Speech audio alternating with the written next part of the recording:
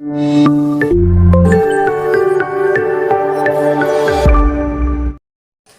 बच्चों, तो स्वागत है आपका हमारे YouTube चैनल लक्ष्य शूटर्स में। मैं लक्ष्य यागी आप सभी का अपने YouTube परिवार लक्ष्य शूटर्स में स्वागत करता हूं। आज के सेशन क्लास 10 के विद्युत चैप्टर में आपका स्वागत है।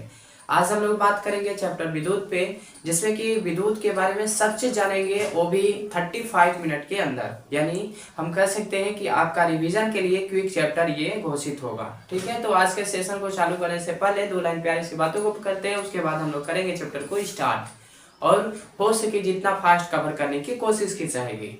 ठीक है बच्चों, ना छेड़ो हमें हम सताए हुए हैं, ना छेड़ो हमें हम सताए हुए हैं, 3 महीने बाद है एग्जाम, ये सुनकर हम लड़खड़ाए हुए हैं। और इसी के साथ हम लोग चलते हैं अपने विद्युत चैप्टर को स्टार्ट करते हैं। सबसे पहले देखिए, पहला पॉइंट मैंने लिखा हुआ है। सबसे पहले तो बात आती है हमारी आवेश की। मुझे विश्वास है कि आप लोग ने अपने से खुद से कभी पढ़ाई जरूर की होगी, तो उसमें आवेश के बारे में जरूर जानते होंगे। अगर नहीं जानते हैं तो आइए मैं बताता हूँ आवेश क्या होता है। किसी पदार्थ का वह गुण होता है जिसके कारण कोई वस्तु विद्युत का आकर्षण या फिर विकर्षण करती है। मीन्स कहने का मतलब क्या है, आकर्षण और विकर्षण का मतलब बाबू क्या होता है। तो विद्युत से तो ये पता चल गया आपका कि बिजली होता है जो हमारे घरों में होती है। ठीक है, अब देखो एक चीज है, आकर्षण और विकर्षण का मतलब होता है खिंचाव करना अपनी तरफ। मतलब कि कोई भी कर लीजिए, जैसे वायर हो गया, वायर में आप तार को फ्लो इलेक्ट्रिसिटी फ्लो करवाते हो, तो किसी न किसी, जैसे मान लीजिए इलेक्ट्रिसिटी का बल्ब जलाते हो तो वो जलता है ना, तो वही हम लोग कह सकते हैं आकर्षण और विकर्षण उत्पन्न जो होता है वही हमारा आवेश कहलाता है। ठीक है, अब आगे अगर मैं सबसे पहले पॉइंट को पढ़ूं तो किसी भी पदार्थ के निर्माण के लिए मूल कणों में आवेश भी होता है, या फिर कह सकते हो कि आवेश भी शामिल होता है। ठीक है, अब देखो किसी भी पदार्थ में, मतलब कोई भी पदार्थ हो सकता है, डज नॉट मैटर कि वो पदार्थ कौन सा हो सकता है। ठीक है, कोई भी आपके पृथ्वी पे पदार्थ हो सकते हैं जिसको बनाने के लिए आवेश की आवश्यकता पड़ती है। और मैंने आपको आवेश के बारे में भी बता दिया कि किसी पदार्थ का वह गुण जिसके कारण वह क्या करती हो भैया, विद्युत को आकर्षण या विकर्षण करती हो, उसी को हम लोग आवेश कहते हैं। ठीक है, आगे चलो। आवेश एक द्रव्य पर उपस्थित वह गुण है जिसके कारण वह द्रव्य चुंबकीय क्षेत्र उत्पन्न करता है या इन दोनों का अनुभव कराता है।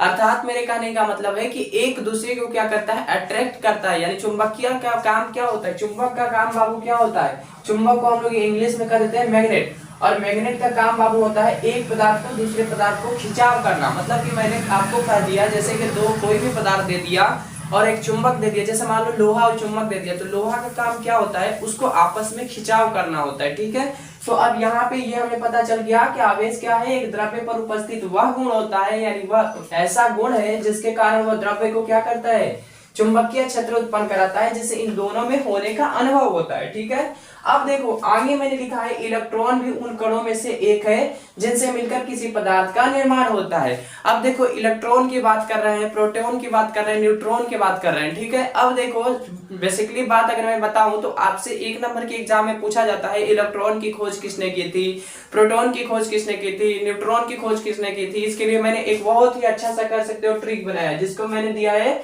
ईंट पर नाच। ईंट पे नाच का मतलब क्या होता है, ई से मैंने कर दिया इलेक्ट्रॉन। इलेक्ट्रॉन की खोजकर्ता कौन थे, जे थॉमसन, इसलिए मैंने यहाँ पे लिख दिया है टी। आप इसको जे थॉमसन भी कह सकते हो, क्योंकि इसमें देखो मैंने कहा कि जैसे नाउन में यानी कि संज्ञा में कोई भी डज नॉट मैटर कि आप थॉमस बोलो या फिर टॉमस बोलो। ओके, तो यहाँ पे मैंने लिख दिया ईंट। ठीक है, ईंट का हो गया, ई से हो गया इलेक्ट्रॉन और टी से हो गया जे थॉमसन या फिर टॉमसन। ठीक है, अगला देखो पर का मतलब पीक, जो प है, प से हमारा हो जाएगा प्रोटॉन और र से हो जाएगा रदरफोर्ड, यानी कि हमारे प्रोटॉन के खोजकर्ता कौन थे, रदरफोर्ड थे। नाच में 2 शब्द है, ना और च। ना का मतलब मैंने बता दिया आपको न्यूट्रॉन, और च का मतलब हो गया चार्विक। ठीक है, अब देखो ये हो गया हमारे न्यूट्रॉन प्रोटॉन और इलेक्ट्रॉन प्रोटॉन और न्यूट्रॉन के खोजकर्ता। तो इस चीज को जरूर याद करना, क्योंकि ये 1 नंबर के एग्जाम में आपके एडजेक्टिव पूछा जाता है। आगे चलो, आगे मैंने लिखा है कि एक इलेक्ट्रॉन बराबर कितना कूलम होता है। इस चीज को भी याद रखना, आपसे एमसीक्यू में पूछेगा 1 नंबर के एग्जाम में। ठीक है, 1 electron equal to how many coulomb. ठीक है 1.6 इंटू 10⁻19 कूलाम होता है। ठीक है, इसको मैं अगर मैं हिंदी में बताऊं तो 1.6 गुणे 10 का पावर 19 होता है। ठीक है, अब आगे देखो, किसी भी चालक या फिर सर्किट में आवेश यानी चार्ज के प्रवाह को विद्युत धारा कहते हैं। अब सबसे पहली बात है कि भैया विद्युत धारा होती क्या है, यानी विद्युत धारा कहते किसको है। तो देखो हमने लिखा हुआ है कि किसी भी चालक या फिर सर्किट में आवेश यानी जिसको हम लोग कहते हैं चार्ज, ठीक है, उसका प्रवाहित होना ही हमारा क्या कहलाता है, विद्युत धारा कहलाता है। और विद्युत धारा को डिनोट किससे करोगे, मतलब प्रदर्शित किससे करोगे, तो आप प्रदर्शित करोगे सिर्फ आई से। ठीक है, मैंने यहाँ पे लिखा भी है कि इसे आई से क्या करते हैं, दर्शा देते हैं। अब बात आती है आगे की इसका फॉर्मूला क्या होता है। तो आई का मतलब क्या होता है बाबू, आवेश। आवेश मैंने कई बार बताया, ठीक है, क्योंकि आपको ये चीज याद रखना है, नहीं तो आगे आप लोग क्या करने लगोगे, फंसने लगोगे। तो इसका सूत्र में आई यानी कि आवेश इक्वल टू मैंने क्या बता दिया आपको, क्यू अपॉन में टी बता दिया। ठीक है, अब देखो अगर आपसे कोई ये पूछता है कि विद्युत धारा का एसआई मात्रक क्या है, तो उसको बताना एम्पियर। क्या बताओगे, एम्पियर। ठीक है, मुझे विश्वास है आप लोग को ये सब समझ में आ रहा होगा। तो अब बात होगी कि 1 एम्पियर में कितना कह सकते हैं कि आप उसको कूलाम में कैसे कन्वर्ट कर सकते हो। तो हमने पहले ही बताया कि आई इक्वल टू क्या हो जाएगा, क्यू अपॉन में टी, यहाँ पे लिख दिया। जबकि क्यू का मतलब क्या होता है, आवेश होता है। ठीक है, क्यू का मतलब क्या होता है बाबू, आवेश होता है। और आवेश का जो कह सकते हो कि मात्रक होता है वो कूलाम होता है। ठीक है, और टी का मतलब समय, और समय का सबसे छोटा मात्रक कौन सा होता है, तो आपको पता है सेकंड सबसे छोटा मात्रक होता है। यानी मैंने आपसे पूछा था कि 1 एम्पियर बराबर कितना कूलाम। ठीक है, तो आप अब बता सकते हो कि 1 एम्पियर इक्वल टू 1 कूलाम पर सेकंड होता है। ठीक है, 1 एम्पियर इक्वल टू कितना होता है, 1 कूलाम पर सेकंड होता है। ठीक है, मुझे विश्वास है कि आप लोगों को अच्छे से समझ में आ रहा होगा। अगर नहीं आएगा, कहीं भी डाउट रह जाएगा, तो आप हमारा कमेंट बॉक्स खुला रहेगा, उसमें कमेंट कर देना। ठीक है, अगला देखो आवेश का मात्रक क्या होता है। तो आवेश के लिए क्यू लिखते हो। ठीक है, क्यू इक्वल टू तुम कर सकते हो एन इंटू ई, यानी कि एन क्या है बाबू, इलेक्ट्रॉनों की संख्या है। ठीक है, अब इसको दर्शा कैसे सकते हो, 1.6 इंटू 10 का पावर -19 CL। CL का मतलब क्या होता है बाबू, मैंने यहाँ पे CL कूलाम के लिए लिख दिया। ठीक है, किसके लिए मैंने लिख दिया, कूलाम के लिए लिख दिया। क्यों मैंने लिख दिया, क्योंकि हर जगह कूलाम बड़ा अक्षर में लिखना थोड़ा दिक्कत होगा, और आप लोग समझते हो कि हर जगह पे वैसे लिखा नहीं जाता है, जैसे फार्मूला होता है उस तरीके से लिखा जाता है। अब देखो इसको भी अगर मैं डिटेल से बता दूं तो 1 coulomb equal to n into 16 into 10⁻19, वो भी निगेटिव 19 रहेगा। तो n इक्वल टू हमारा कितना जाएगा, 6.24 इंटू 10⁻18 हो जाएगा। ठीक है, अगला देखो, अगला हमारा आता है विद्युत परिपथ। विद्युत परिपथ का मतलब क्या होता है, विद्युत धारा का सतत व बंद परिपथ क्या कहलाता है बाबू, विद्युत परिपथ कहलाता है। ठीक है, विद्युत परिपथ किसे कहते हैं, तो विद्युत धारा का सतत व बंद पथ विद्युत परिपथ कहलाता है। भैया अगर बंद नहीं होगा तो उसमें विद्युत पास ही नहीं होगा, मतलब आएगा जाएगा ही नहीं, तो उसको कैसे कह दोगे कि ये विद्युत परिपथ है। ठीक है, ये नहीं कर सकते। अगला देखो, अगला हमारा आता है सुचालक। सुचालक का मतलब क्या होता है, जिसमें इलेक्ट्रिसिटी आसानी से पास हो जाए या फिर मतलब आ जा सके, उसको हम लोग कहते हैं सुचालक। इसको मैं अगर तुमको डिफाइन करूं तो देखो लिखा मैंने क्या है, सु और चालक। यानी कि सु का मतलब अगर मैं बता दूं आपको, सु का मतलब अच्छा हो जाएगा, और चालक का मतलब क्या होता है, फ्लो करने वाला। यानी ऐसा कौन सा सबस्टेंस है जो कि आसानी से इलेक्ट्रिसिटी को पास करा सकता है, यानी कि अच्छे से पास करा सकता है, तो वो है हमारा सबसे अच्छा आपका होगा चांदी, उसके बाद लोहा, इसके पारा। अब आपसे कोई ये पूछे कि सबसे अच्छी डक्टिलिटी किस में होती है, तो आप ये बता सकते हो बाबू सोने में होती है। बट हम लोग सोने और चांदी का उपयोग नहीं करते हैं। ऐसा क्यों नहीं करते, क्योंकि अगर आपके घर में, जैसे मैंने कहा ना कि गुड कंडक्टर ऑफ इलेक्ट्रिसिटी की अगर मैं बात करूं तो आपका गुड कंडक्टर ऑफ इलेक्ट्रिसिटी में क्या क्या आ जाएगा, जैसे गोल्ड हो गया, सिल्वर हो गया, ये सब आ जाएगा, गोल्ड और सिल्वर आ जाएगा। ठीक है बाबू, तो अब देखो यहाँ पे आपसे अगर कोई पूछता है कि सबसे अच्छा सुचालक क्या हो सकता है, आप बता सकते हो सोना और चांदी आपका गुड कंडक्टर होता है। कंडक्टर का मतलब, गुड कंडक्टर का मेरा मतलब है, इंग्लिश में मैंने सुचालक को ही कहा हुआ है, घबराइएगा मत कि ये गुड कंडक्टर क्या चीज होता है। ठीक है, लेकिन मैंने इसमें नाम दे दिया आपको सोना और चांदी का। ठीक है, अब देखो आपसे सवाल पूछा जाएगा क्लास 10 के 5 मार्क्स में पूछा जाता है, कभी कभी पूछता है, हरदम तो नहीं पूछता है, लेकिन कभी कभी पूछ लेता है। कि जब आपने ये सब सुना होगा कि हमारे जो गुड कंडक्टर होते हैं गोल्ड और सिल्वर, तो फिर उसका उपयोग क्या नहीं करते, क्योंकि अगर घरों में चोरी होगी ना बाबू तो उसी सोने और चांदी की चोरी हो जाएगी, इसीलिए हम लोग उसका उपयोग नहीं करते हैं, बल्कि हम लोग उपयोग किसका कर लेते हैं, तो तांबा वगैरह का प्रयोग कर लेते हैं। ठीक है, तो अगर गुड कंडक्टर की अगर कोई आपसे मतलब सुचालक की कोई आपसे उदाहरण पूछे तो आप उसे लोहा और चांदी पारा ये सब बता सकते हो। यहां तक कि हाँ, एक और सवाल आपको मैं बता दूं, बहुत सारे टीचर होते हैं जो कहते हैं कि पानी गुड कंडक्टर इलेक्ट्रिसिटी का है, लेकिन पानी हमारा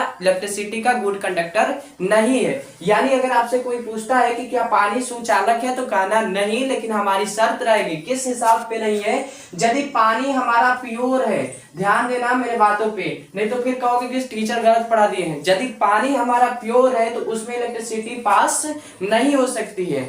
अगर इम्प्योर है, अगर पानी हमारा इम्प्योर हो जाएगा यानी पानी में अशुद्धियां हैं, तब तो इलेक्ट्रिसिटी पास होगी, अर्थात इलेक्ट्रिसिटी पास नहीं होगी। ठीक है, तो अगर मैं अब सुचालक को डिफाइन कर दूं तो वे पदार्थ जिनमें मुक्त इलेक्ट्रॉनों की संख्या अधिक होती है तथा आवेश का रूपांतरण आसानी से होता है, उसी को हम लोग।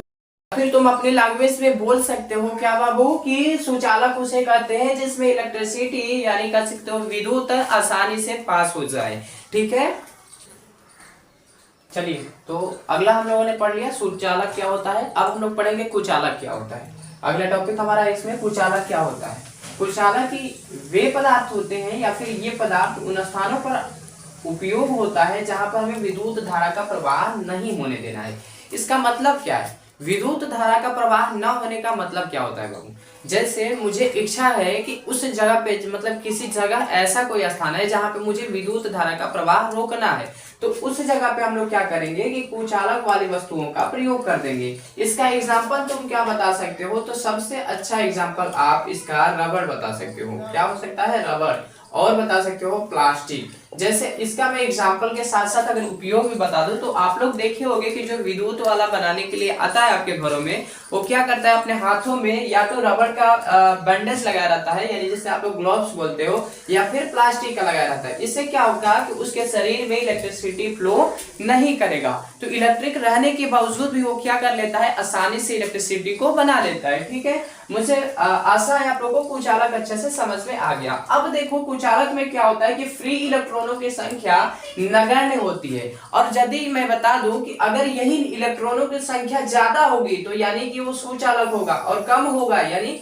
अगर आपसे कोई पूछे कि इलेक्ट्रॉनों की संख्या किसी चीज में ज्यादा है तो कह देना कि भैया यदि ज्यादा है तो उसमें क्या होगा, विद्युत सप्लाई होगा, और कम है तो विद्युत सप्लाई नहीं होगा। आगे चलो, अर्धचालक क्या होते हैं।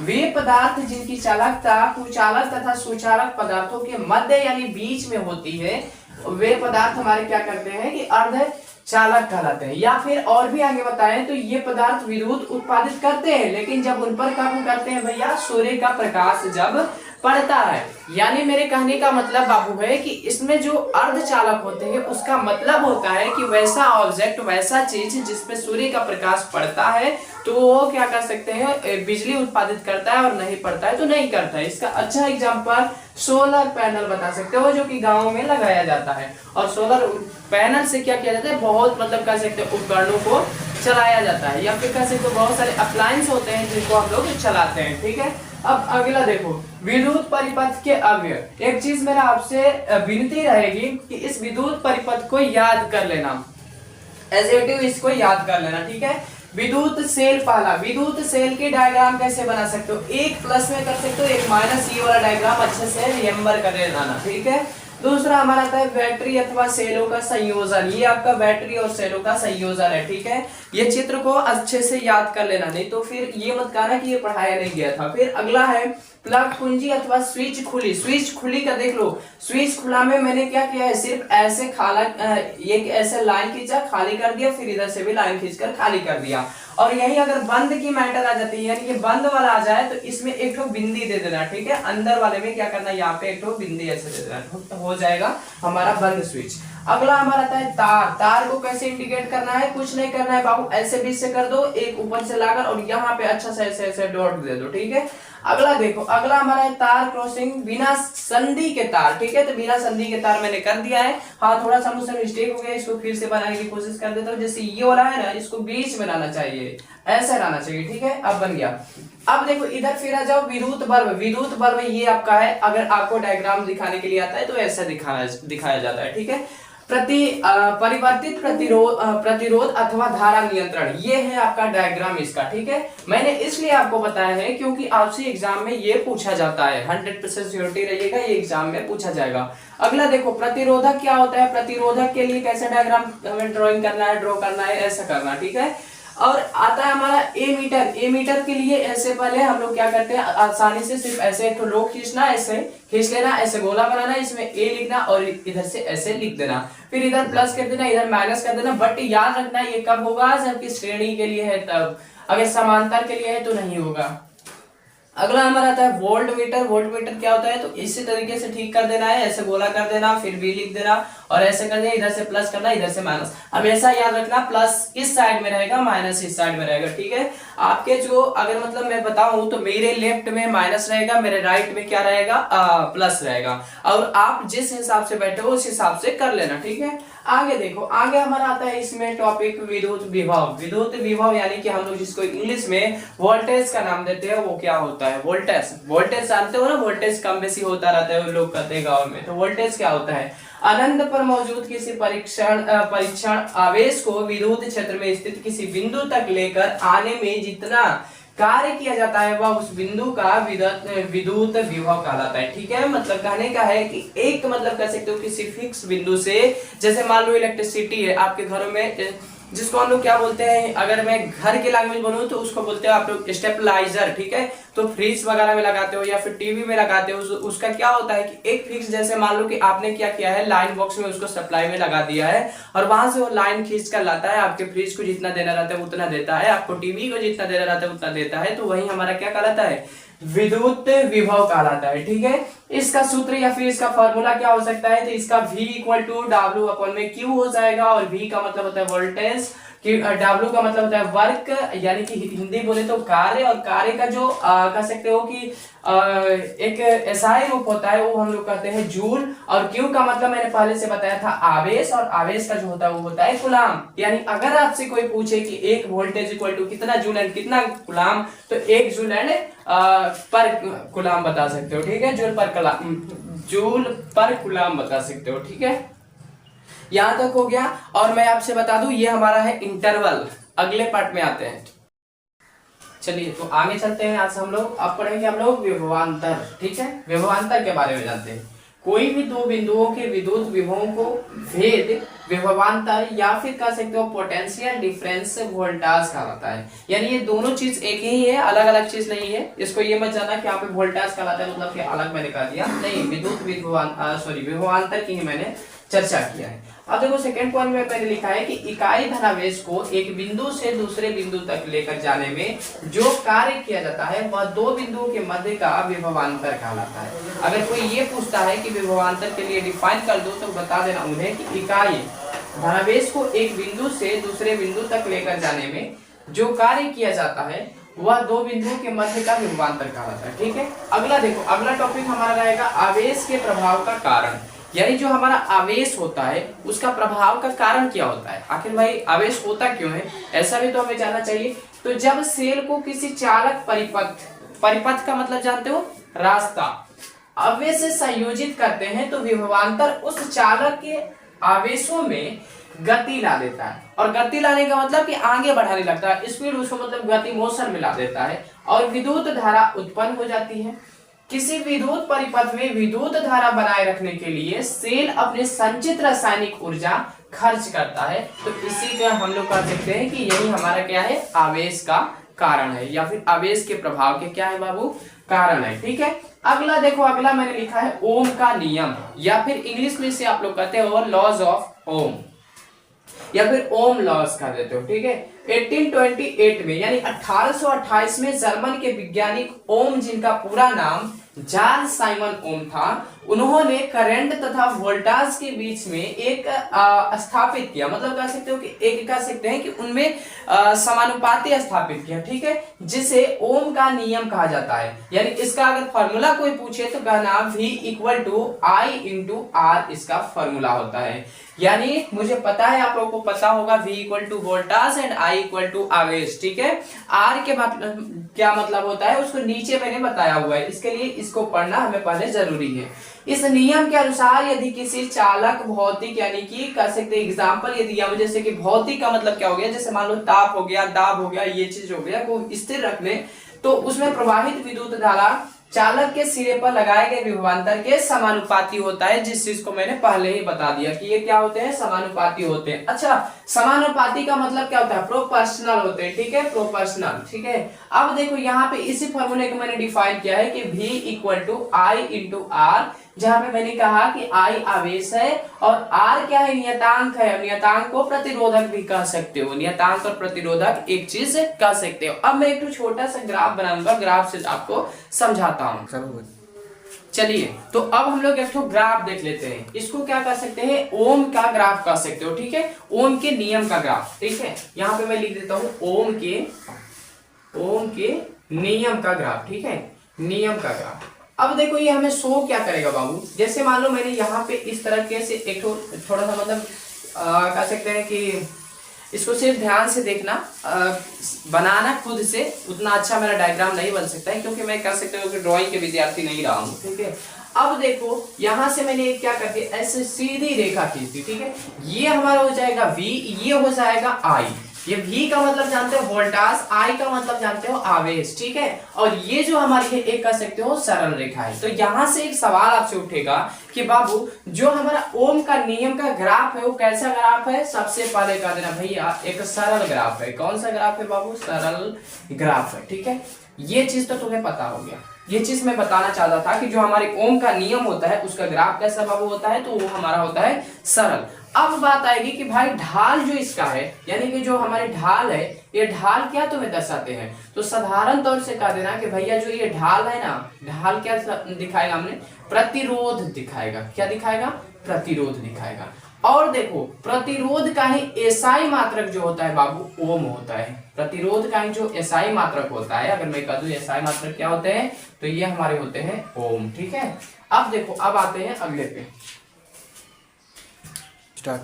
चलिए, तो अब हम लोग पढ़ते हैं प्रतिरोध।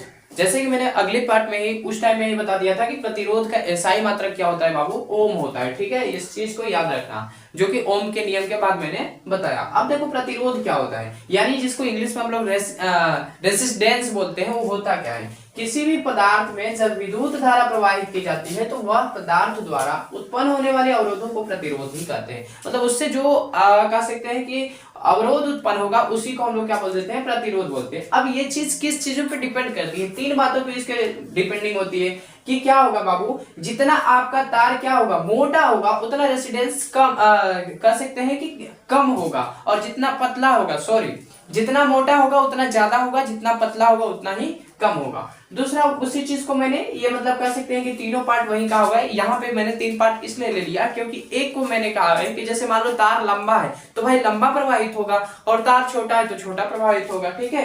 अब देखो प्रतिरोध के संयोजन कौन कौन से हैं। नंबर एक आता है श्रेणी क्रम संयोजन। श्रेणी क्रम संयोजन में समान विद्युत धारा प्रवाहित होगी, लेकिन वोल्टेज क्या रहेगा बाबू, अलग अलग होगा। मेरे कहने का मतलब देखो, जैसे मान लो यहाँ पे कोई उपकरण बन रहा है, यहाँ पे कोई चला रहा है, यहाँ पे कोई सपोज मान लो यहाँ पे पंखा चल रहा है, ठीक है, यहाँ पे पंखा, यहाँ पे पंखा, ठीक है।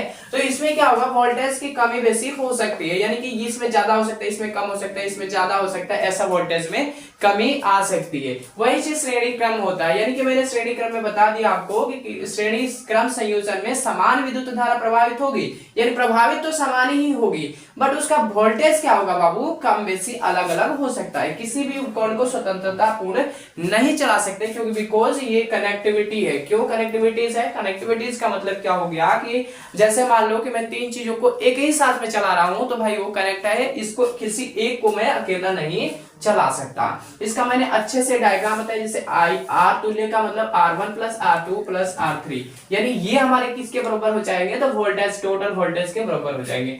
यहाँ पे मैंने इसका आकृति भी बना दिया, जैसे मान लो कि ये R1 हो गया, ये R2 हो गया, R3 हो गया, ठीक है।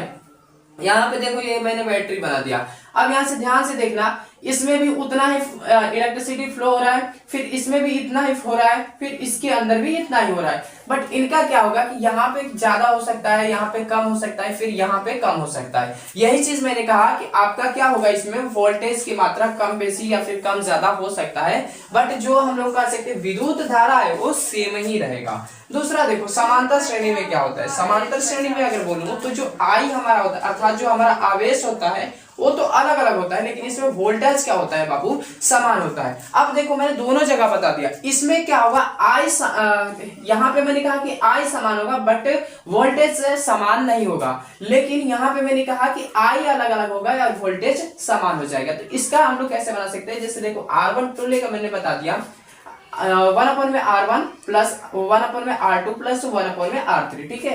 अब इसका कहोगे सर इसका भी डायग्राम से समझा दीजिए, तो जैसे देखो मान लो सपोज दैट यहाँ से मैंने ऐसे रो किया और ऐसे एक ठो ऐसे खींच दिया R1, मान लो सपोज दैट, फिर एक नीचे ऐसे किया, सॉरी एक नीचे ऐसे कर दिया और ऐसे खींच दिया, ये हमारा क्या हो गया R2 हो गया। एक फिर से लिया और यहाँ भी ऐसे कर दिया, ये हमारा क्या हो गया 3 हो गया। मेरे कहने का इसमें मतलब क्या था, अब देखो इन दोनों तीनों को क्या करूंगा, एक में मिला दूंगा, ऐसे मिला दिया, ठीक है, तीनों को। अब तीनों को मिलाकर यहाँ पे क्या कर दिया मैंने, बैटरी से कनेक्टिविटी दिखा दिया। अब ये हो गया ना बात। अब मैंने कह दिया कि आपको समझ में आगे होगा कि इसका आई क्या है, अलग अलग है, आई यहाँ अलग, यहाँ अलग, यहाँ अलग, बट वोल्टेज क्या है बाबू, सेम है। क्यों, क्योंकि यहीं पे तो बैटरी है और बैटरी सभी के लिए सप्लाई कर रही है, क्या अकेले एक के लिए सप्लाई कर रही है, नहीं सबके लिए सप्लाई कर रही है, ठीक है। तो मुझे आशा है कि आप लोग को यहाँ तक समझ में आ गया। आगे देखो, जब किसी चालक तार में विद्युत प्रवाहित की जाती है तो वह तार गर्म हो जाता है और इसे धारा का ऊष्मीय प्रवाह भी कहा जाता है। अर्थात जब चालक तार में विद्युत धारा को फ्लो कराया जाता है, मतलब कि उसमें विद्युत धारा पास कराई जाती है, प्रवाहित की जाती है, तो वह तार क्या हो जाएगा बाबू, गर्म हो जाएगा और इसे हम लोग धारा का क्या कहते हैं, ऊष्मीय प्रभाव कहते हैं, ठीक है। अच्छे से समझ में आ रहा होगा ये मुझे विश्वास। अब देखते हैं हम लोग जूल का तपन नियम, यानी कि जूल का तपन नियम क्या कहता है। यहाँ पे मैंने टॉपिक लिख दिया है जूल का तपन नियम। पहला हमने लिखा है कि चालक में विद्युत धारा के प्रवाह के कारण उत्पन्न ऊष्मीय ऊर्जा का अध्ययन सर्वप्रथम इंग्लैंड के वैज्ञानिक जूल ने, जिसको कि मैंने पहले ही बता दिया, जूल का पूरा नाम आपको जॉर्ज साइमन जूल था, ठीक है, ने 1941 में किया था। अब इन्होंने क्या क्या इसमें ला दिया, विद्युत शक्ति। विद्युत शक्ति क्या होती है भाई, किसी विद्युत परिपथ में ऊर्जा क्षय की दर को या फिर क्षय होने की दर को हम लोग विद्युत शक्ति कहते हैं, ठीक है। अगला देखो, किसी विद्युत परिपथ में धारा प्रवाहित होने पर कार्य होने की दर को ही हम लोग क्या कह देते हैं, विद्युत शक्ति कह देते हैं। अब देखो शक्ति का मात्रक क्या होता है, वाट होता है। आपसे कोई पूछे पावर का मात्रक, पावर का क्या मतलब मात्रक क्या होता है, तो उसको बताना वाट। और वाट का मतलब क्या होता है, तो जूल पर सेकेंड वाट का मतलब होता है। अगर कोई पूछे कि 1 वाट इक्वल टू, तो कहना कि जूल पर क्या होता है भाई, सेकेंड होता है। मैंने जूल को ही जे से इंडिकेट कर दिया और सेकेंड को सी से SEC से कर दिया, ठीक है। ऐसे ऐसे आप चाहो तो ऐसे लिखना, ठीक है। एग्जाम में जाओ तो ऐसे लिखना, क्योंकि एग्जाम में जितना ज्यादा लिखोगे उतना ज्यादा नंबर तुम्हें मिलेगा। अगला हमारा वाट आता है, यह किसी विद्युत यंत्र की वह शक्ति होती है जो 1 सेकेंड में 1 जूल ऊर्जा खर्च करती है। अब देखो मैंने यहाँ पे किलोवाट को आपको डिफाइन किया है, जैसे 1 किलोवाट हो गया, 1 किलोवाट घंटा हो गया, ठीक है। तो इक्वल टू कितना हो जाएगा, 1 यूनिट हो जाएगा। अब देखो यूनिट जो होता है हमारा कमर्शियल या फिर कह सकते हो व्यापारिक, जो जैसे मतलब कह सकते हो व्यापारिक बिजली बिल का जो मतलब करते हैं, जैसे बिजली बिल प्रयोग करते हो तो वो यूनिट में आता है। यही चीज हमारी यूनिट होती है, ये व्यापारिक इसका उपयोग किया जाता है, ठीक है। विद्युत ऊर्जा का मात्रक किलोवाट होता है, ठीक है। अब देखो विद्युत ऊर्जा, यानी कि मैंने आपको दिखाया है कि E इक्वल टू क्या हो जाएगा, P इंटू टी, यानी कि P क्या है मैंने पहले ही बता दिया, पावर यानी शक्ति का, वाट का शक्ति है, और T का मतलब समय। यानी अगर आपसे कोई पूछे कि 1 किलोवाट आवर में कितना यूनिट होता है, तो इक्वल टू बता दें 1 यूनिट। बट इसको अगर डिफाइन करोगे कि कितना जूल होता है, तो 1000 इधर से हो जाएगा और जानते हो तुम्हें 3600 हो जाएगा, ये मतलब कि घंटे वाले के लिए।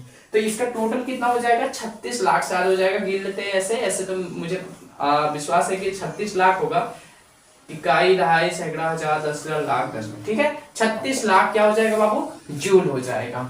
तो ये रहा हमारी विद्युत का चैप्टर, और अभी हो जाता है हमारा विद्युत का चैप्टर खत्म। और मिलेंगे एक हम लोग नेक्स्ट वीडियोस का अभी मैं बता देता हूँ, अनाउंस कर देता हूँ क्या रहेगा हमारा। जीव जनन कैसे करते हैं, यानी बायोलॉजी का चैप्टर रहेगा, जो सेकंड चैप्टर बायोलॉजी से है। ठीक है, तो मिलते हैं नेक्स्ट वीडियो में। इतना ही, वीडियोस अच्छी लगती है तो हमारे चैनल को सब्सक्राइब कर लीजिएगा और हमारे वीडियोस को जरूर शेयर करिएगा। तो मिलते हैं नेक्स्ट वीडियोस के साथ, तब तक के लिए जय हिंद, जय भारत, जय बिहार।